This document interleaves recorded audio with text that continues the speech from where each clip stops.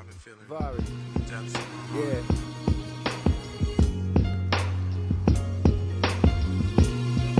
Yeah.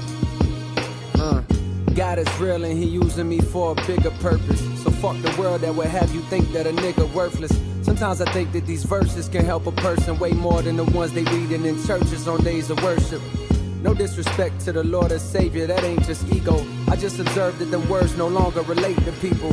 Cause modern times be flooded with dollar signs and social media stunting. My niggas just wanna shine. They frame of mind so far removed from the days and times of Nazareth. Life these days is a labyrinth, and the maze so elaborate we barely get through half of it before it's too late. My niggas is felons from selling weight in more than 2 states.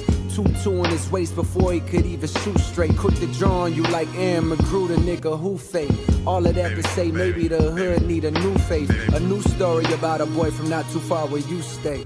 Want you to fly, want you to fly, want you to fly, want you to fly, here we go.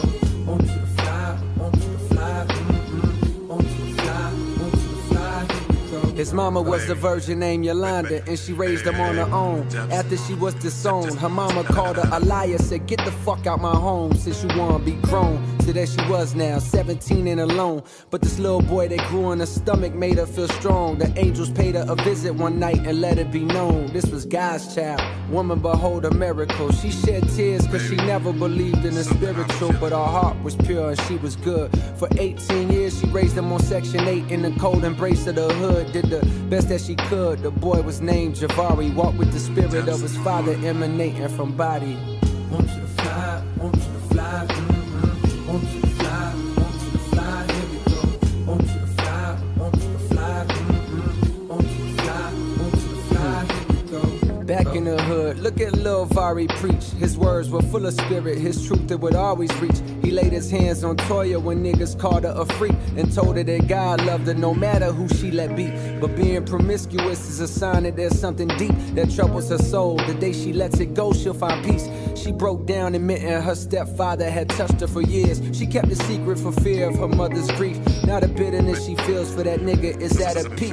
And a lack of self-esteem is the reason that she would sleep with anybody and not think twice. Javari spoke calmly, instructing her to forgive her stepfather. Though he was wrong, he was sick, afflicted by evil. But the power to switch how you feel about people who hurt you is truly a gift. The thing that can make you rich or keep you down in the ditch. If you refuse to let go of the ground, then how can you lift into the sky where you belong with the Most High? Now wipe those tears from your eyes. My father wants you to fly. Want you to fly, want you to fly, want you to fly, want you to fly, here we go. Want you to fly, want you to fly, want you to fly, want you to fly, here we go. Depths of my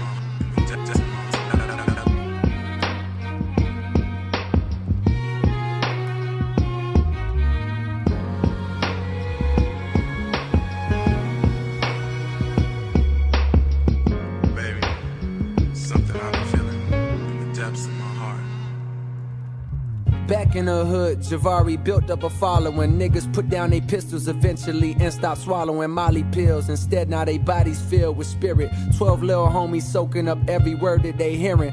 The neighborhood done changed in attitude and appearance. Police dumbfounded by lack of crime and they swear it's a fluke.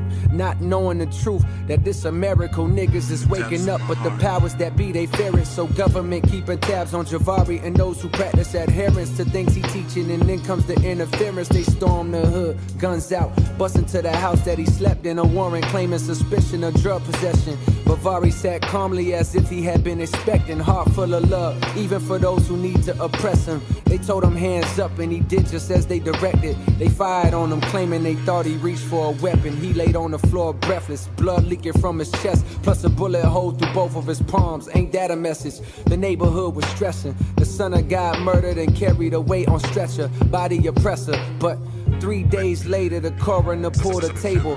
And what happened next is like something you see on cable or hearing a fable. He was suddenly able to open his eyes. Look at him rise. The coroner was surprised. Without a word, Javari walked out, went straight to the hood. The people couldn't believe it, they froze right where they stood. As he walked by, shining like a million diamond chains, God flowing from every inch of his frame. He said, hear me out, my niggas, let me be your proof. My father is real, and through love, homie, peace can be found in the veil. I died for you so that one day you would be able to see you a child of God just like me. Hear me out, my niggas, let me be your proof. My father is real, and through love, homie, peace can be found in the veil. I died for you so that one day you would be able to see you a child of God just like me. And I want you to fly, want you to fly.